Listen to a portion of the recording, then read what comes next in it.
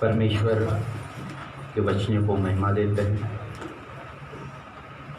परमेश्वर पिता को महिमा देते हैं और पुत्र परमेश्वर को महिमा देते हैं। पवित्र आत्मा परमेश्वर को महिमा देते हैं और आगे का संपूर्ण समय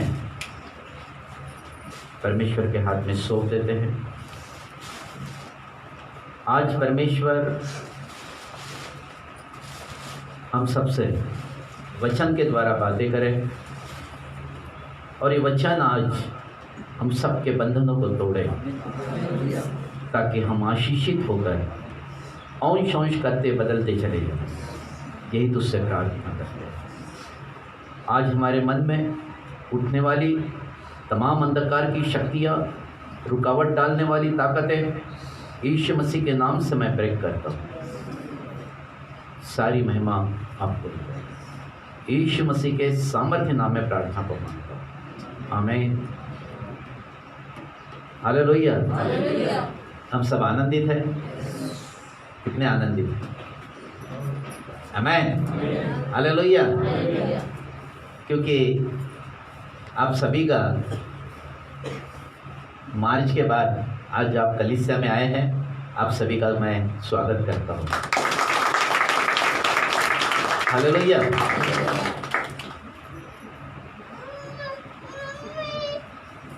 जैसे कि परमेश्वर का राज्य जब आता है तो मनुष्य की जीवन बदल जाता है। हालेलुया। और परमेश्वर मनुष्य के राज्य में प्रभुता करता है। परमेश्वर मनुष्य के राज्य में क्या करता है? प्रभुता करता है। जैसे कि आज परमेश्वर ने कहा, याकूब 1:5 में, कि जिन किसी को बुद्धि की घटी हो वह मुझसे मांगे और मैं उन्हें दूंगा। आमीन। आज हम यहाँ पर बुद्धि कैसे प्राप्त करना है इसके तरफ देखने वाले हैं। हालेलुया। बुद्धि का मूल स्रोत क्या है? हमारे पास में बुद्धि अनगिनत है। बुद्धि सीमित नहीं हमारे पास में। बुद्धि परमेश्वर ने हमें दी है, लेकिन हर एक मनुष्य उसका कितना इस्तेमाल करता है। आज परमेश्वर अपने बुद्धि को कैसे खोलता है, ये विषय रहेगा हमारा। मेरे पास बुद्धि बहुत है, उसका भंडार सीमित नहीं है, परंतु हम उसका इस्तेमाल बहुत अधिक, अगर बुद्धिमान व्यक्ति होगा तो मुश्किल से 15% 20% उसका इस्तेमाल करता है। मैं बाकी तो 6% 5% 2% इतना ही इस्तेमाल करता है। हालेलुया। ये जो स्रोत हमारे पास में परमेश्वर ने मेरे अंदर रखे हैं, इसको किस तरीके से परमेश्वर खोलते हैं? मैं इस बात को बोलता हूं कि जब हम यीशु मसीह के पास में आए, उस दिन के बाद में हमारी बुद्धि खुल गई, आशीषित हुई। बच्चों के परसेंटेज हम देखते हैं, हमारा देखने का नजरिया, हमारे रहन सहन के तौर तरीके, बोलने के तौर तरीके, इसमें एकदम से परिवर्तन आ गए। आमीन। हालेलुया। तो इसलिए जरूरी है कि परमेश्वर ने हमारे पास में एक बुद्धि रखी है और वचन में लिखा है कि मेरे पास एक समझ है। जो व्यक्ति समझ के साथ बुद्धि का इस्तेमाल करता है, समझ ये पिलर है और उसकी बुद्धि उसके ऊपर में मकान है। हालेलुया। जितनी नींव मजबूत होगी उतनी बिल्डिंग मजबूत रहेगी। आमीन। हालेलुया। तो ये बुद्धि को कैसे प्राप्त करना है? बहुत बार बहुत सारे लोग जब एग्जाम आती है तो पास्टर साहब प्रार्थना कर दीजिए मेरा कल पेपर। पास्टर साहब प्रार्थना कर दीजिए कल मेरा पेपर है। तो क्या बुद्धि आ जाएगी? नहीं आएगी। मैं भी कर देता हूं। हालेलुया।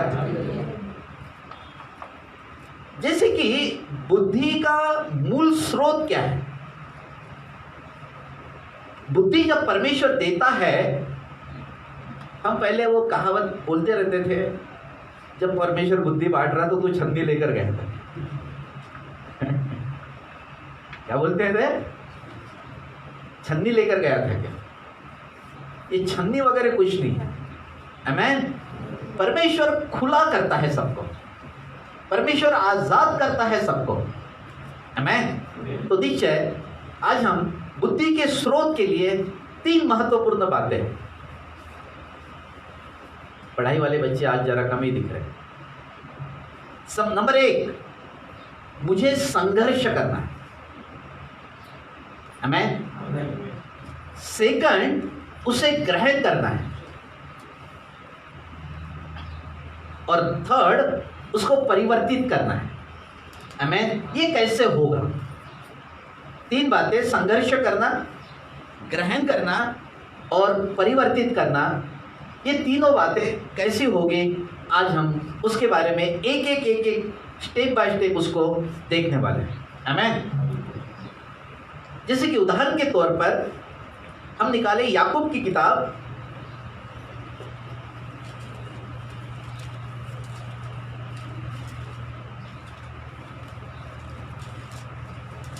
याकूब उसका 3रा अध्याय,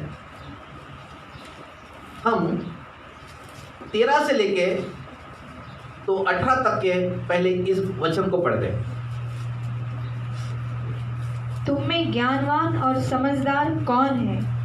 जो ऐसा हो वह अपने कामों को अच्छे चाल चलन से उस नम्रता सहित प्रकट करे जो ज्ञान से उत्पन्न होती है। पर यदि तुम अपने अपने मन में कड़वी डाह और विरोध रखते हो तो सत्य के विरोध में घमंड न करना और न तो झूठ बोलना। यह ज्ञान वह नहीं जो ऊपर से उतरता है, वरन सांसारिक और शारीरिक और शैतानी है। क्योंकि जहाँ डाह और विरोध होता है वहाँ बखेड़ा और हर प्रकार का दुष्कर्म भी होता है। पर जो ज्ञान ऊपर से आता है वह पहले तो पवित्र होता है, फिर मिलनसार, कोमल और मृदु भाव और दया और अच्छे फलों से लदा हुआ और पक्षपात और कपट रहित होता है। मिलाप करने वाले धार्मिकता का फल मेल मिलाप के साथ बोते हैं। हालेलुया। यहाँ पर एक बुद्धि का स्रोत की बातें लिखी। याकूब 1:5 लिखता है, एक वचन पढ़ दीजिए, याकूब 1:5। पर यदि तुम में से किसी को बुद्धि की घटी हो तो परमेश्वर से मांगे। यदि तुम में किसी को बुद्धि की घटी हो तो परमेश्वर से मांगे, जो बिना उलाहना दिए सबको उदारता से देता है। सबको उदारता से देता है और उसको दी जाएगी। पर यदि तुम में से किसी को बुद्धि की घटी हो तो परमेश्वर से मांगे, जो बिना उलाहना दिए सबको उदारता से देता है और उसको दी जाएगी। आमीन। ये परमेश्वर का वचन है। हमें बुद्धि की आवश्यकता है, और बुद्धि परमेश्वर के ओर से मिलती है। आमीन। ये कैसा है? चलिए एक वचन हम लोग खोलेंगे। पहले हम निकाले अय्यूब उसका 28 अध्याय, उसका वचन 28, वो भी पढ़ दीजिए।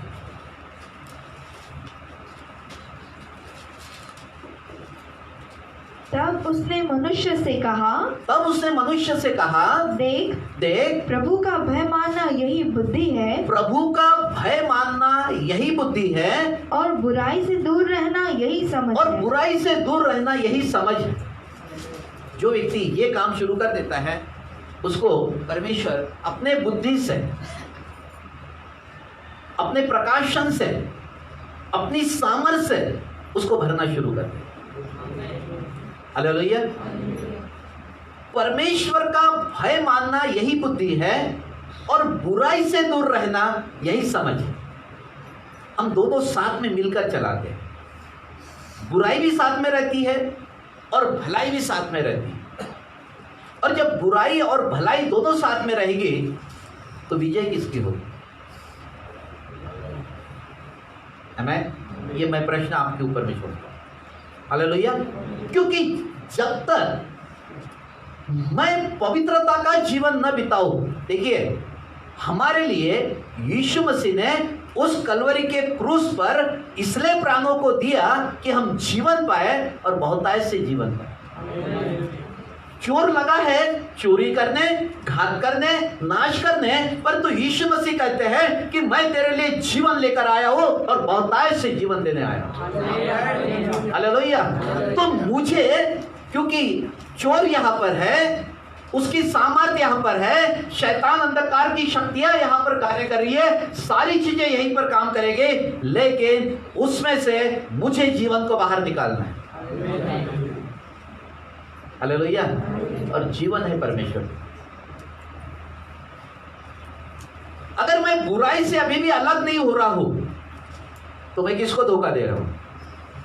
मैं अपने स्वयं को धोखा दे,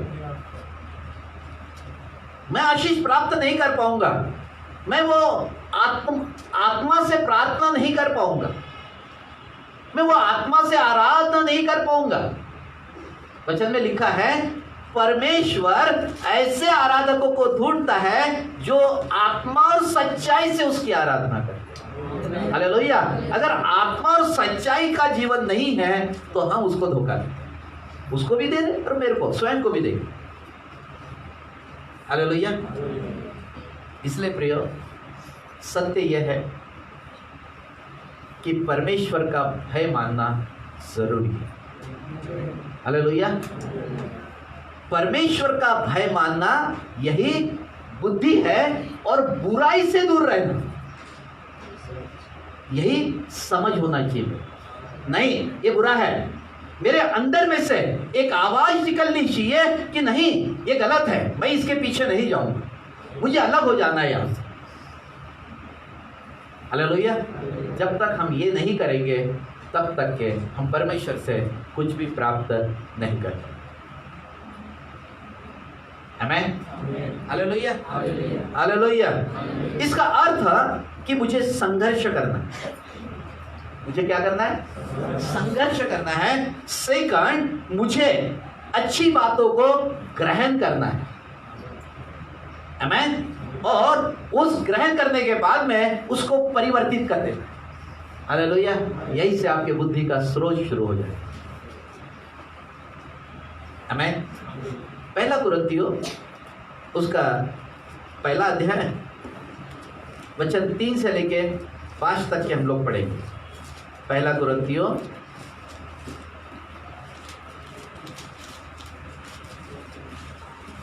उसका पहला अध्याय 3 से लेके 5 तक के पढ़ेंगे। हमारे पिता परमेश्वर और प्रभु यीशु मसीह की ओर से तुम्हें अनुग्रह और शांति मिलती रहे। क्या मिल रहा है यहाँ पर? हमारे पिता परमेश्वर और प्रभु यीशु मसीह की ओर से तुम्हें अनुग्रह और शांति मिलती रहे। आमीन। हालेलुया। हाँ, आगे। मैं तुम्हारे विषय में अपने परमेश्वर का धन्यवाद सदा करता हूँ। मैं तुम्हारे विषय में अपने परमेश्वर का धन्यवाद करता हूँ, सदा करता हूँ, इसीलिए कि परमेश्वर का यह अनुग्रह तुम पर मसीह यीशु में हुआ। इसका अर्थ क्या है कि हम पर जो अनुग्रह हुआ है वो यीशु मसीह के क्रूस पर चढ़ाए जाने के कारण, यीशु मसीह को क्रूस पर मारे जाने के कारण और यीशु मसीह के तीसरे दिन मृतकों में से जी उठने के कारण अनुग्रह। आज लोगों पर अनुग्रह नहीं था अपने तरीके से, लेकिन हम सब पर यीशु मसीह को जो मानते हैं उन पर यीशु मसीह का अनुग्रह काम करेगा। हालेलुया। मैं अपने परमेश्वर ने कहा कि मैंने बुद्धि तुम्हें दे दी है, ये मेरा अनुग्रह है तुम्हारा। लेकिन ग्रहण कैसे करें? ग्रहण कैसे करें? अनुग्रह तो पूरे तरीके से खुल गया है। आमीन, हालेलुया। परंतु हम उसे ले नहीं पा रहे। हालेलुया। यही हमारी बुद्धि की कमी। आने वाले दिनों में एक जवान लोगों का सेमिनार आने वाले महीने में मैं यहाँ पर लेने जा रहा हूँ। यहाँ पर इसकी उम्र होगी 16 से लेके 15 से लेके 32 साल तक के। ये लोग सब लोग यहाँ पर भेजना जवान लोगों को, ताकि मैं उनसे इस बुद्धि के विषय में बहुत गहराई में और डीप में बातें करूं। आमीन, हालेलुया। तो ये महत्व की बात यह है कि मुझे परमेश्वर ने अनुग्रह किया है कि वो मुझ पर क्या करे? बुद्धि का वरदान उंडेले। आमीन। हाँ, आगे कि उसमें होकर तुम हर बात में अर्थात सारे वचन और सारे ज्ञान में धनी किए गए। सारे ज्ञान में तुम धनी बनाए गए हो। सारे ज्ञान में हम बोलिए, सारे ज्ञान में हम सब धनी बनाए गए। हालेलुया। तो वो जो ज्ञान है वो ज्ञान पहले मुझे लेना है। हालेलुया। इस वचन का अर्थ यही है। चला याकूब की तरफ चलना। याकूब 13 अध्याय 3 अध्याय वचन 13। तुम में ज्ञानवान और समझदार कौन है? तुम में ज्ञानवान और समझदार कौन है? हमें एक व्यक्ति हमारे गांव में या हमारे शहर में आए दिन किसी को भी उल्टी सीधी बातें बोलता है, तो क्या हम उसको ज्ञानवान बोलेंगे?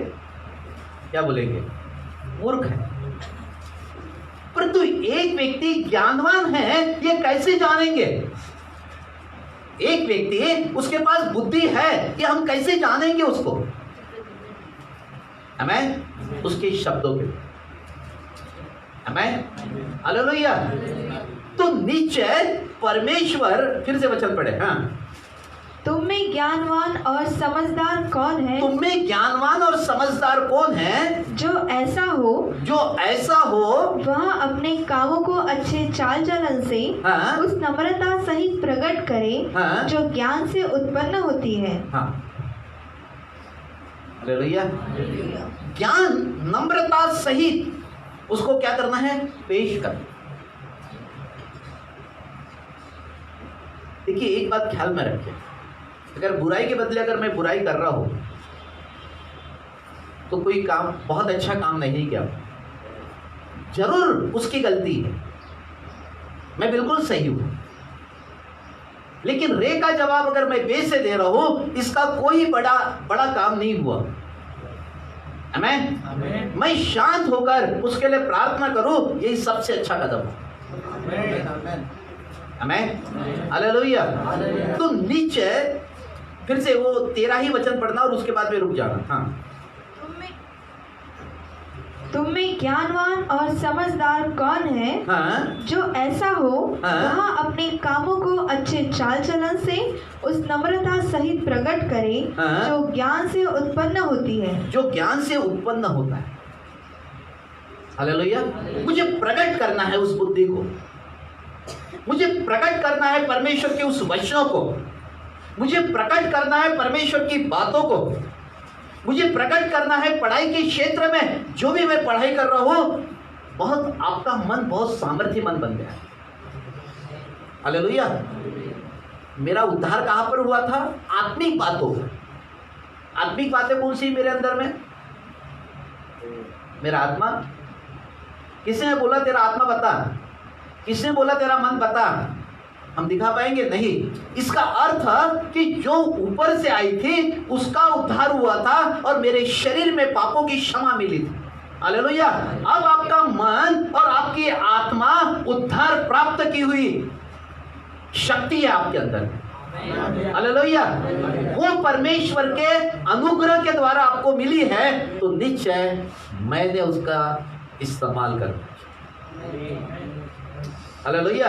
ये सामर्थ आपके कारण नहीं मिली कि मैं बहुत अच्छा काम करता हूं इसके कारण नहीं मिली है, ये तो केवल यीशु मसीह के अनुग्रह के द्वारा हमको मिली। हालेलुया। और जब अनुग्रह के द्वारा हमको मिली है तो ये निश्चय ये क्या करेगी, ये सामर्थ आपको अनुग्रह से अनुग्रह तक लेकर जाएगी। हमें वो आपकी बढ़ोतरी की तरफ जाएगी। परंतु अगर इसको नहीं बढ़ाना है तो ये मेरे हाथ में है। अगर मेरे मन में बुरे विचार चल रहे, बुरी बुरी अभिलाषाएं चल रही, नाना प्रकार की समस्या अगर मेरे मन के अंदर में चल रही है तो ये निश्चय आपके लिए विनाश की तरफ लेकर, क्योंकि अनुग्रह होने के बावजूद भी हमने उस अनुग्रह को तुच्छ जाना। हमें अनुग्रह को तुच्छ नहीं जाना, अनुग्रह को, क्योंकि यही बहुत बड़ा, ये मेरा गहना है और ये मेरी सामर्थ है, ये मुझे बहुत ऊंचाई पर लेकर। आमीन। हालेलुया। वचन 14। पर यदि तुम अपने अपने मन में हाँ। कड़वी डाहा और विरोध रखते हो, यदि तुम अपने अपने मन में, कहाँ लिखा है, कड़वी, ध्यान इस पर, वचनों पर ध्यान दीजिए। यदि तुम अपने मन में कड़वी डाहा, ख्याल में रखना, मन ये मन को बहुत शांत रखे। मन अगर शांत नहीं है तो ये बहुत विनाश की तरफ भी लेकर जाएगा। यीशु मसीह के अनुग्रह होने के बावजूद भी मैं विनाश की तरफ भी जा सकता हूँ, और अनुग्रह होने के बावजूद भी मैं बहुत ऊंचा और बहुत ऊंचाई पर भी जा सकता हूँ। हालेलुया। मैं जब प्रार्थना करता हूँ अपने मन के लिए तो निश्चय इसके मन के अंदर की दुविधाएं खत्म हो सकती है, और ये परमेश्वर अपने लिए इस्तेमाल भी कर। देखिए, परमेश्वर आपके शरीर का इस्तेमाल नहीं करेगा। बुद्धि का हक कौन सा भाग है? शारीरिक भाग है ना। वो इस्तेमाल किसको करेगा? मन। आपकी समझ का इस्तेमाल करेगा। हालेलुया। आपके समझ के अंदर में वो जीवन को लेकर आया है, वो समझ को ऐसा बढ़ाएगा क्योंकि आपकी मन और मस्तिष्क ये दोनों एक में के भाई बहन। मेरा मन और मेरा मस्तिष्क ये दोनों एक में के भाई बहन है, तो निश्चय वो मेरे मन की कल्पनाएं मस्तिष्क में लेकर आएगा और वैसे ही काम करना शुरू करेगा। हालेलुया। आमीन। देखिए, पहले मैं अकेला था, अब मेरे साथ परमेश्वर है। कैसे? आपने पढ़ाई की, बहुत पढ़ाई, और सब पढ़ाई यहाँ पर स्टोर कर। अब इतनी बड़ी बुक्स मैंने पढ़ाई करके अपने अंदर में स्टोर कर, ठीक है। अब एग्जाम हॉल में गए, प्रश्न पेपर मेरे सामने खड़ा है, प्रश्न पेपर मेरे सामने पड़ा है, प्रश्न को अब मैं पढ़ रहा हूँ। 3 घंटे का समय है, प्रश्न अब मैं पढ़ रहा हूँ। अब क्या करेगा? देखिए, परमेश्वर ने, अगर आपने परमेश्वर को खुश किया है, या मन के अंदर में परमेश्वर को रखा है, या उसकी संगति आपने की है, या पवित्र आत्मा की संगति की है, तो आप एग्जाम हॉल में जब गए हैं तो मैं अकेला नहीं हूँ। आमीन। मैं अकेला नहीं हूँ, मेरे साथ मेरे परमेश्वर है। और वो पवित्र आत्मा से प्रार्थना करना वहां कि पवित्र आत्मा, मैंने जो भी पढ़ाई की है, मैं तो सब जानता हूं कि प्रभु सब मैंने अपने अंदर में डाला है, लेकिन अब जैसे मैं प्रश्न पढ़ूं, तू मुझे समझ को खोल और मैं लिखना शुरू करूं। आमीन। हालेलुया। पवित्र आत्मा कहाँ कौन सी चीजें आपने रखी है वो बहुत अच्छे से जानता है, क्योंकि आपने जब पढ़ाई की थी ना, तब उसने देखा था आपको। बहुत सारे लोग बोलते ना कि मैं एग्जाम बिल्कुल नजदीक थी और मेरे को पढ़ाई करने के लिए समय ही नहीं मिला, फिर भी मैं बहुत अच्छे नंबरों से पास हो गई या पास हो गए। हम गवाही सुनते ही वाली, या ऐसा नहीं हो गया हो। आपने कभी तो भी पढ़ा था और वो एग्जाम हॉल में पवित्र आत्मा ने आपको स्मरण दिलाया और आपने वहां लिखा। हालेलुया। महिमा किसकी हो? उस पवित्र आत्मा की। आमीन। तो आपने अगर अच्छी संगति के साथ में, अगर अच्छे भले मन में अगर पवित्र आत्मा को रखा है और आपने एग्जाम हॉल में लेकर गए हो, तो निश्चय मैं आज जैसे घर से निकला, मैंने बोला प्रभु जी आप मेरे साथ चलिए, प्रभु जी आप मेरे साथ चलिए, मैं नहीं पर तो आप बोल। मुझे आदर का स्थान देना पड़ेगा उसे, मैं इसे योग्य हूं। हालेलुया। कि मैं मेरी योग्यता के भरोसे पर नहीं, परंतु वो योग्य परमेश्वर है और मैं जब उसको भरोसा करता हूं तो नीचे सारी चीजें बदल जाती। वो योग्य, हम बोलते हैं ना एक गीत, योग्य केवल। मैं अपनी योग्यता के आधार पर नहीं जी सकता, मेरे साथ मेरी पवित्र आत्मा रहे और सहायक के रूप में वो मेरे पास में। और जो लोग टंग्स में प्रार्थना करते हैं, बिल्कुल डरने की आवश्यकता ही नहीं, बिल्कुल शुरू हो जाना। आमीन।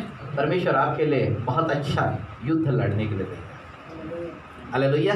और विजय किसकी होगी? विजय उसी की होगी जिसके पास परमेश्वर। हालेलुया। आमीन। वचन 14। हाँ।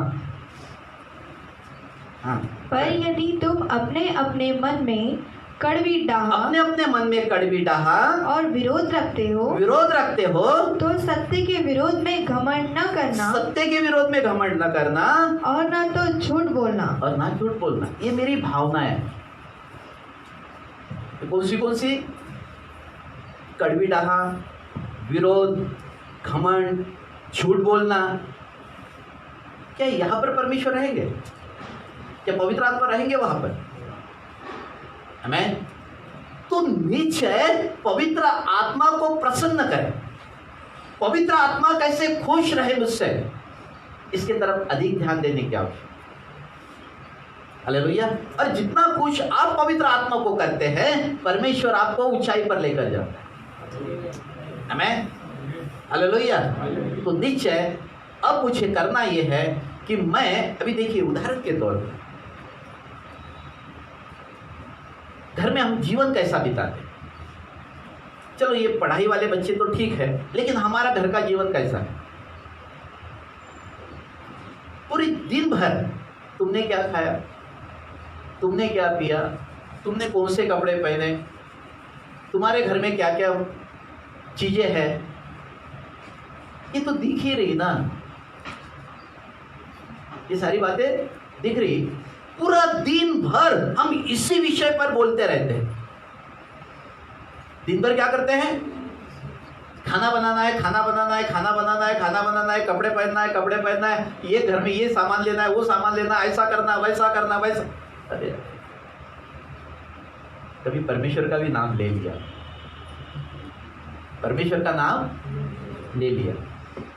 हालेलुया। अन्य जाति यही काम करते हैं, वो बगल के व्यक्ति को बैठेंगे लेकर और उसकी चुगली करते बैठेंगे, दिन भर चुगली कर सकता है।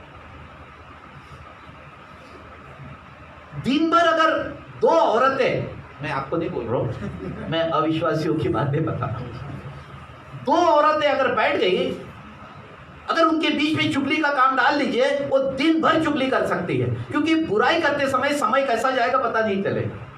लेकिन वो परमेश्वर की बातें नहीं बोल सकते, वो सुन भी नहीं सकते परमेश्वर। हम अपने घर में अगर बैठे हैं तो खाली समय अगर मेरे पास में है, तो मैं ऐसी बातें ना करूं जिसके कारण परमेश्वर अनुग्रह करेगा, सब देगा। अब जो है ना उससे भी और देने वाला है, लेकिन पहले उसकी महिमा तो करो, पहले उसकी धार्मिकता और उसकी निकालना जरा 6:33 मती।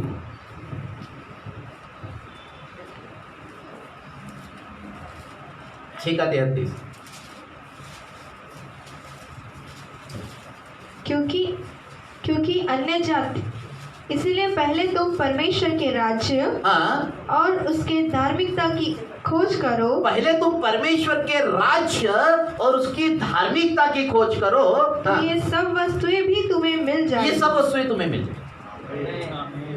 परमेश्वर का वादा है, मैं दूंगा। मैं अपने पर भरोसा ना रखूं। परमेश्वर बोल रहा है मैं दूंगा, चिंता मत कर दो। मैं कितने दिनों से, मेरे को लगता है 20 साल हो गए। कितने साल? 20 साल परमेश्वर के भवन के लिए प्रार्थना कर रहा था। नागपुर में परमेश्वर का बहुत सुंदर भवन है।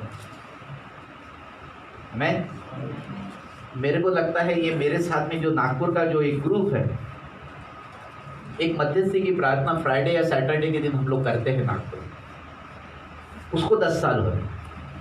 कितने? पिल्लू के घर में होती है, 10 साल से वो भी प्रार्थना कर रहा है।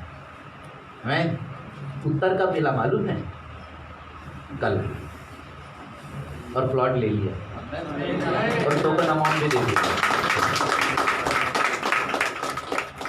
इतना सब्र तो होना चाहिए।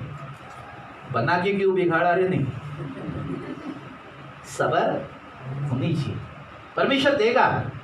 नियुक्त समय पर उसने जो भी अरेंजमेंट करके रखा है, मुझे परमेश्वर के ओर से चाहिए, मुझे अपने ओर से नहीं चाहिए। मैं तो ले सकता हूं,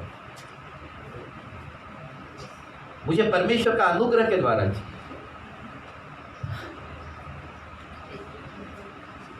मैं हालेलुया। और परमेश्वर का वचन है, मैं दूंगा, मैं दूंगा। हालेलुया। तो निश्चय मेरे पास बिल्कुल पैसे नहीं थे, ठीक है, और मैंने 22,11,300 रुपये का वो प्लॉट हो गया, केवल प्लॉट हुआ, मैं और ले लिया। परमेश्वर बोला ले ले, इस पर हाथ रख। मैं हालेलुया। और भी दूसरी कुछ बातें बता रहा है परमेश्वर, मैं बाद में बताऊंगा। मैं पहले वहां का काम शुरू हुआ और ये टोटल खर्चा लगभग 50 लाख के आसपास है। बिल्डिंग से लेके सब कुछ करने तक 50 लाख के आसपास का खर्चा है, और परमेश्वर इसको पूरा भी करे। हालेलुया। क्योंकि मुझे परमेश्वर के हाथ से लेना अच्छा लगता है। मैं तब तक रुका रहता हूं, नहीं प्रभु आप दे, आप जब मुझे बताएंगे ना तब मैं करूंगा। हालेलुया। कुआं तो हम खोद सकते हैं, लेकिन पानी के स्रोत उसके हाथ में। आमीन। हालेलुया। जैसे उदाहरण के तौर पर हम अपना जो समय है उस समय को बेकार न करें। हम कभी कभी बहुत बार समय है ना फालतू बातों में खर्च कर देते हैं और परमेश्वर के संगति के साथ में कुछ भी नहीं कर पाते। सुबह से उठकर 24 घंटे मेरे हाथ में है, लेकिन मैंने कितना परमेश्वर को समय दिया है? थोड़ा समय परमेश्वर के हाथ में दे दी, परमेश्वर आपके समय को बढ़ाते चले जाएगा। आपके समय को परमेश्वर आशीषित करते चले जाएगा, और आपके शरीर के अंदर में अनुग्रह के द्वारा आपको भी वो अच्छा रखेगा। आपकी बीमारी नहीं रहेगी। उसके साथ संगति तो करिए, उसके साथ मित्रता करिए। हमें हम इसकी बातें उसकी बातें, घर में ये है, उसको ये करना, उसको वो करना, उसको वो करना, तो सारी बातें होते रहेंगी। हमें परमेश्वर के राज्य के लिए आपने कितना बोया है उस पर आपका मोल है। हमें हालेलुया। अभी जैसे एक उदाहरण मैं बताऊं, एक समझदार व्यक्ति से एक शेतकरी ने पूछा कि आपके घर में जो सूअर है, इस सूअर का पैर कैसा टूट गया? क्या प्रश्न था उसका, शेतकरी का, कि आपके घर में जो सूअर है उसका पैर कैसे टूटा? तो समझदार व्यक्ति उसको बता रहा था कि ऐसा हो गया कि मैं अपने घर में था तो घर की दीवार मेरे ऊपर भी गिर गई, और दीवार मेरे ऊपर में थी। तब सूअर ने एक काम किया कि नीचे से एक गड्ढा खोदते हुए आया और उसके बाद में मेरे को धीरे से उसने बाहर निकाल दिया।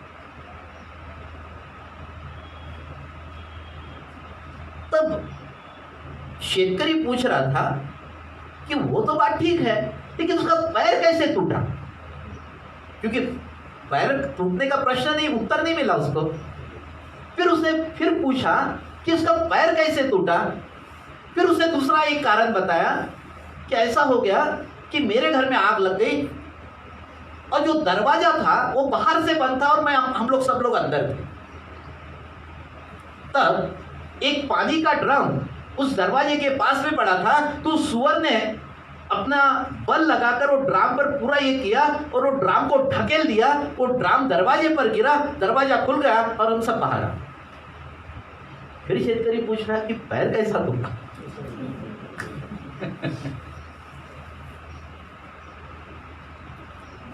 क्या सुअर ये काम करता है जो बोल रहा था? किसी को बचाता है सुअर?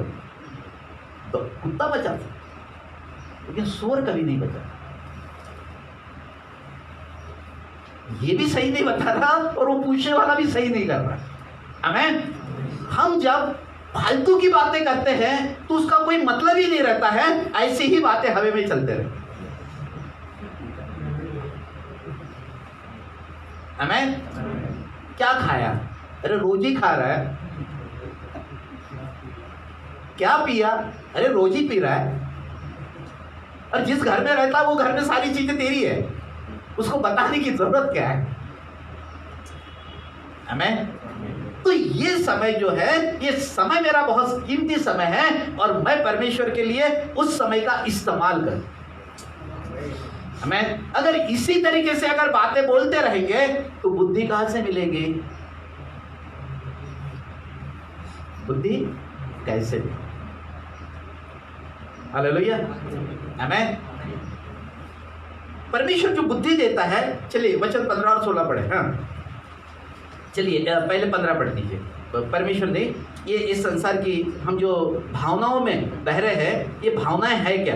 पहली बात, कड़वी डाहा, विरोध, घमंड, झूठ बोलना, ये इसको क्या बोलते हैं? भावनाएं। ये मेरे भावनाओं का भाग है, ये मेरे भावनाओं का भाग है। आगे 15 वचन क्या बोल रहा है? हाँ। यह ज्ञान वह नहीं, यह ज्ञान वह नहीं जो ऊपर से उतरता जो है, ऊपर से उतरता है, वरन सांसारिक, परंतु ये कैसा ज्ञान है? सांसारिक ज्ञान। हाँ, और शारीरिक, शारीरिक ज्ञान नहीं, और शैतानी है। और शैतानी ज्ञान। आमीन। हालेलुया। वचन 16। हाँ। क्योंकि जहाँ हाँ। डाहा और विरोध होता है, जहाँ डाहा और विरोध होता है, वहाँ बखेड़ा हाँ। और हर प्रकार का दुष्कर्म भी होता है। आमीन। इसलिए प्रियो, इस स्थिति में से पहले बाहर आ। आमीन। अपने घर में शांत परमेश्वर की बातों पर मनन करिए।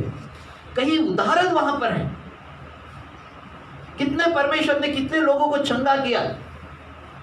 पुराने नियम के वचनों को मेडिटेशन करिए, ये आपको बहुत सामर्थ्य बना दे।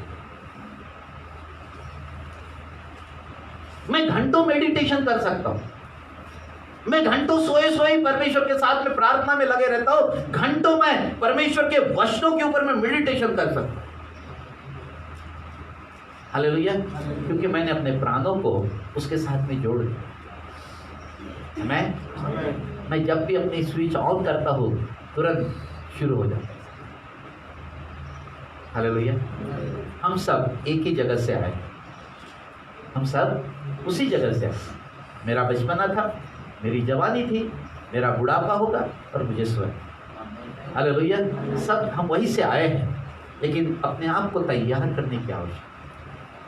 वचन में लिखा है कि हे जवान, अपने जवानी के दिनों में अपने सृजनहार परमेश्वर को स्मरण करना और उसी का नाम लेकर सब काम काज करना, वह तुझे आशीष।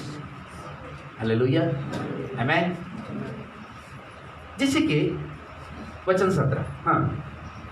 पर जो ज्ञान ऊपर से आता है, परंतु जो ज्ञान ऊपर से आता है वह पहले तो पवित्र होता है। पवित्र होता है। देखिए एक बात बताओ मैं, ये पवित्रता क्या है?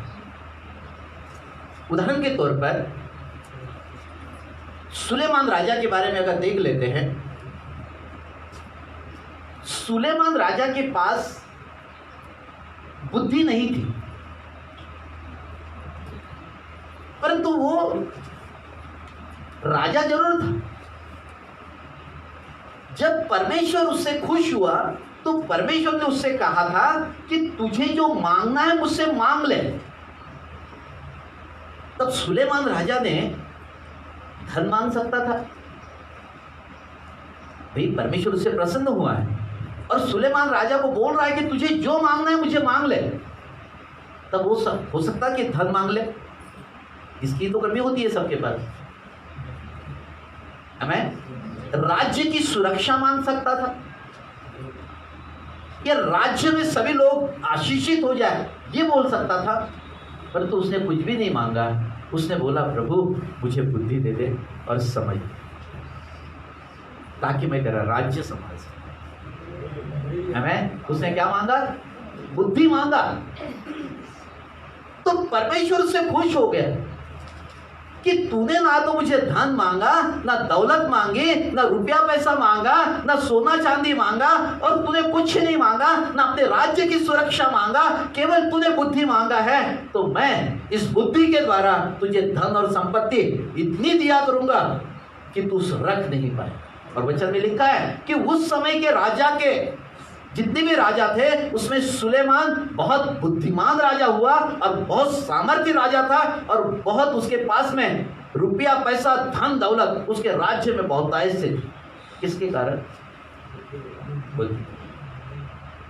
हमें अभी बुद्धि थी उसके पास, कैसी थी? परमेश्वर की बुद्धि थी उसके पास, ईश्वरीय बुद्धि थी उसके पास में। अभी ईश्वरीय बुद्धि का कैसा इस्तेमाल कर रहा था वो?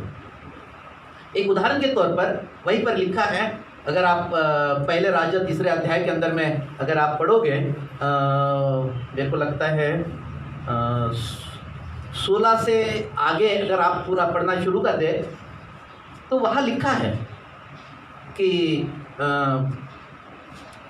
उसके राज्य में 2 महिलाएं आई।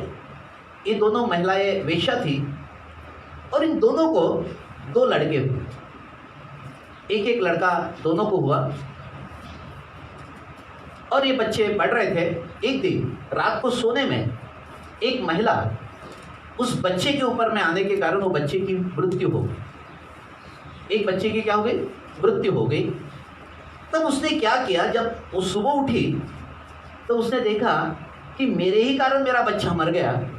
तो उसने क्या किया, अपना बच्चा लिया, और वो जो दूसरा बच्चा जो जिंदा था उसके पास में मरा हुआ बच्चा छोड़ दिया, और जीवित बच्चा अपने पास में लेकर आ। तब जब सुबह वो भी उठी, जब उसे दूध पिलाने के लिए जब उठाया तो देखा कि वो बच्चा मरा हुआ है। और जब वो बच्चे की तरफ देख रही थी तो बोले ये बच्चा मेरा नहीं है, हाँ लेकिन इसके पास जो बच्चा है वो मेरा बच्चा है। तब इनकी काफी तू मैं चली, और ये दोनों महिलाएं सुलेमान के राज्य में पहुंची। जहाँ राजा न्याय करने के लिए खड़ा होता था वहाँ पर ये दोनों महिलाएं आने के बाद में राजा के सामने वही चल रही थी कि ये बच्चा मेरा है, वो बोलती थी ये मेरा बच्चा मेरा है। तब राजा ने कहा एक टेबल लेकर इस टेबल पर ये बच्चे को रख दो, और एक तलवार मेरे पास में लेकर।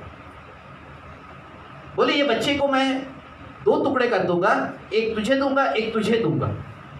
तब उसकी जो माँ थी जिसने उसे जन्म दिया था उसने बोला कि नहीं महाराज उसे मत मारिए, वो इसे ही दे दे।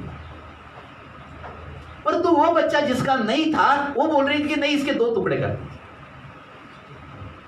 हमें सुलेमान राजा ने जान लिया कि यही माँ जो ये बोल रही कि उसको मत मारो, यही माँ उसकी हमें, और वो बच्चा उसी को दे दिया। हालेलुया।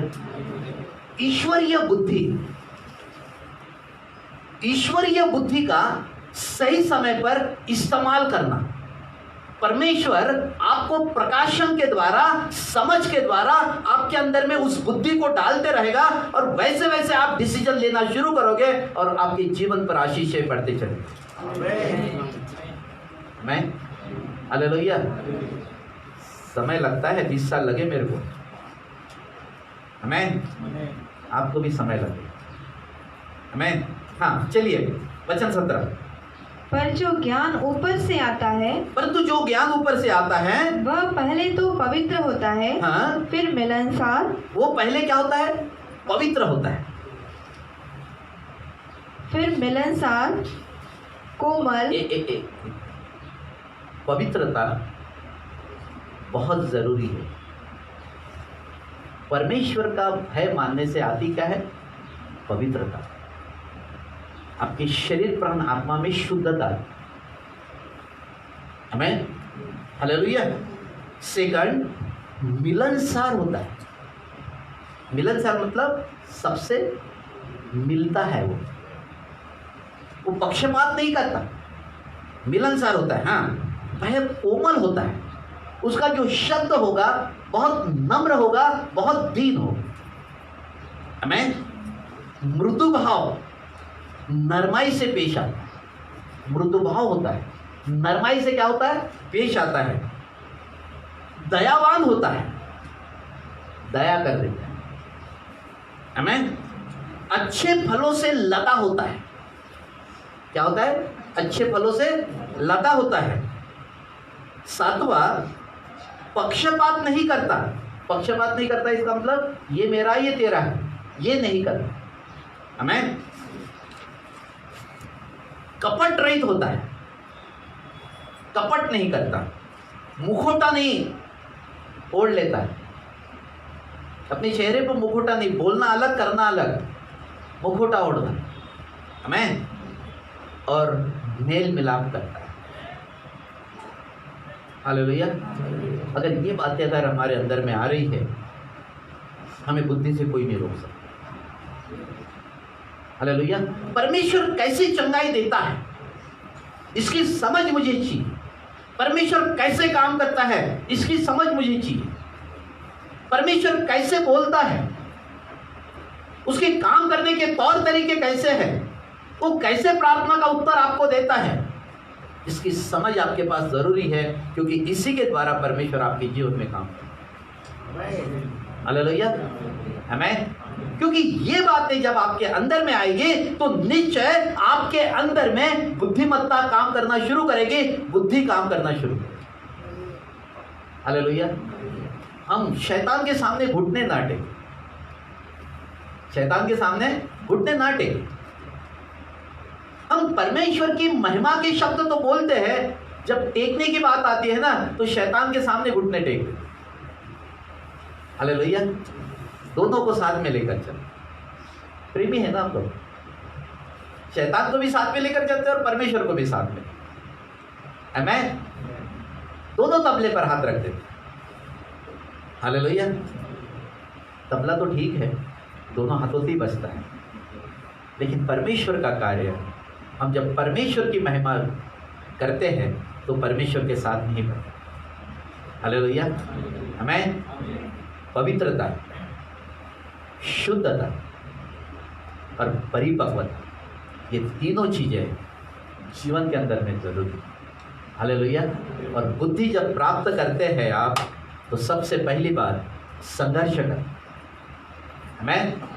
उसके बाद ग्रहण करना और परिवर्तित करना, हालेलुया। ये सारी बातें वैसे ही परमेश्वर करेगा जैसे आपने परमेश्वर से, हालेलुया। और इसीलिए बुद्धि और समझ मुझे बहुत ज़रूरी है। इसलिए जो याकूब इसमें भी लिखा है, नीति वचन एक साथ में देख लेंगे, नीति वचन एक साथ में भी बहुत अच्छा लिखा है।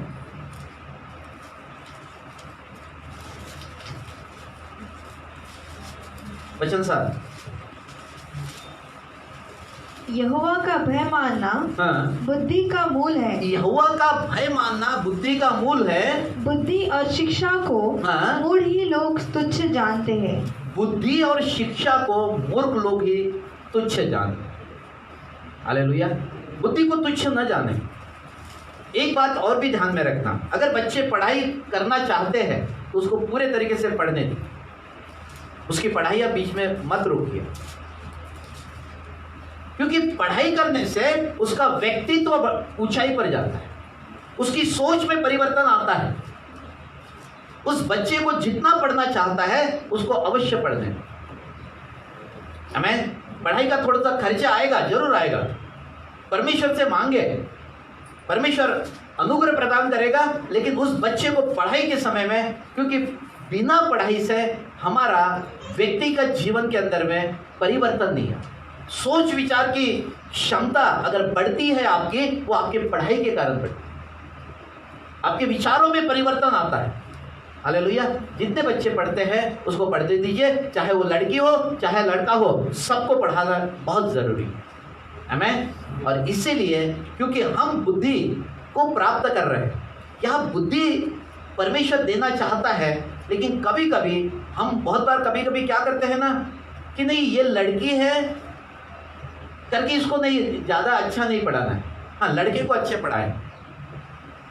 ये समझ ही आप उसकी बुद्धि को रोक रहे हैं।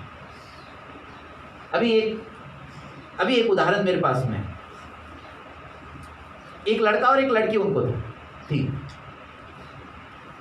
तो लड़के को तो अच्छे कॉलेज में पढ़ा रहे, लेकिन लड़की भी चाहती थी कि मैं उसी कॉलेज में पढूं, क्योंकि उस कॉलेज की फीस देना पड़ेगा।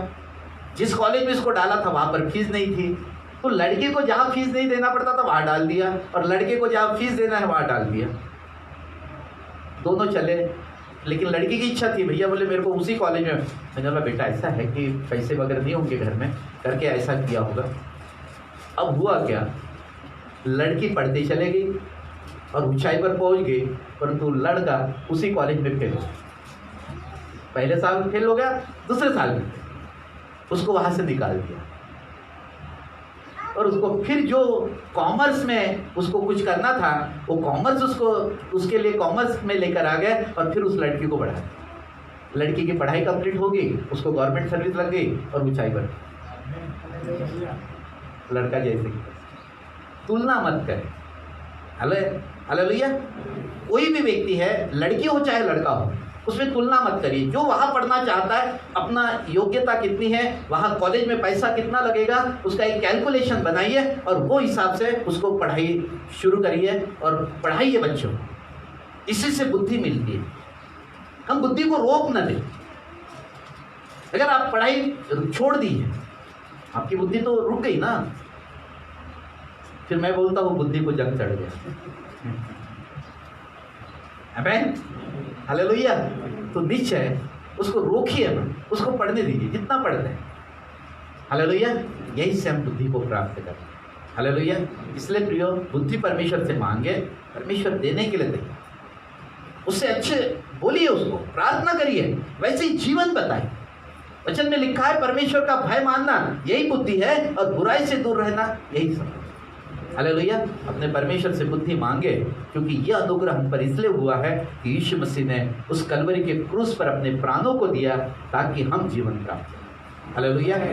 वो अनुग्रह इसलिए हुआ, वो उसके कारण अनुग्रह हम पर हुआ है ताकि हमारी बुद्धि खुले।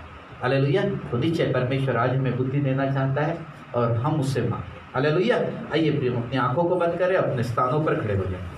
Thank you ji.